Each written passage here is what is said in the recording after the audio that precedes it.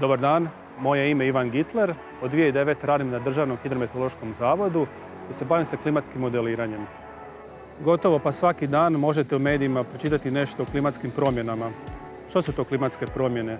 Riječ je o promjenama u klimatskom sustavu od kojih je najpoznatije globalno zagrijavanje, to je povećanje temperature zraka našeg planeta.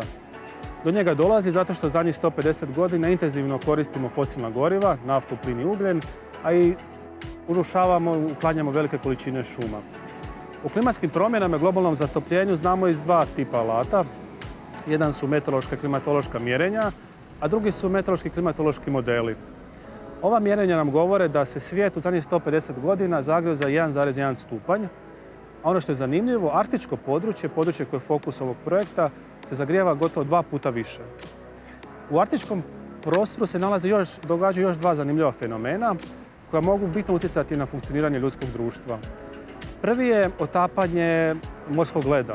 Naime, za razliku od južnog pola u kojem je kontinent okružen sa morskim ledom, na sjevernom polu imamo otvoreni Arktički ocean koji se većinu godine nalazi pokriven ledom.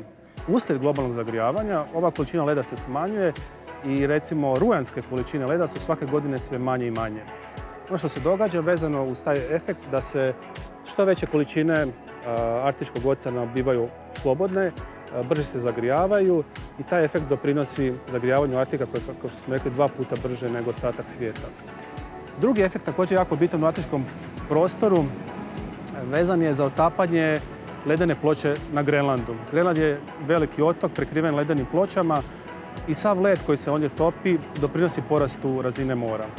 Postoje još mnogi drugi procesi koji se događaju u tom području, kao što su smanjenje količine snježnog pokrivača, otapanje permafrosta i svi ti efekti bitno utječu na stanje klimatskog sustava.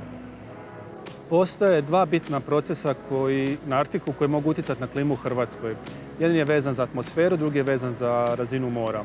Što se tiče atmosfere, sve manje morskog leda na Arktiku se povezuje sa nestabilnostima u atmosferi koja može dovesti do češćeg proboja toplih masa sa juga u Hrvatskoj, odnosno hladnih masa sa sjevera. Drugi efekt je naravno vezan za porast razine mora. Topljenjem grenlandskog ledene ploče raste Jadran. Jadran danas raste otprilike 3 mm svake godine. Grenland je jedan izvor tog porasta, drugi izvor su ploče Antarktike, otapanje drugih glečera, a treći efekt je zagrijavanje svjetskih oceana. Na klimatske promjene možemo reagirati na dva načina. Prvi je rješavanjem izvora problema, to je smanjenjem emisija stakleničkih plinova i čuvanjem naše biosfere. Drugi način je prilagoditi se klimatskim promjenama koje se događaju i koje dijelom nećemo moći izbjeći. Ono uključuju razvoj sustava za upozorenje na ekstremne klimatske i vremenske događaje, jačanje naše infrastrukture, naših gradova, naših sela i naših obala. Prijavite se na drugi Cassini Hackathon i ponudite svoje rješenja u korištenju klimatskih podataka u prilagodbi na klimatske promjene.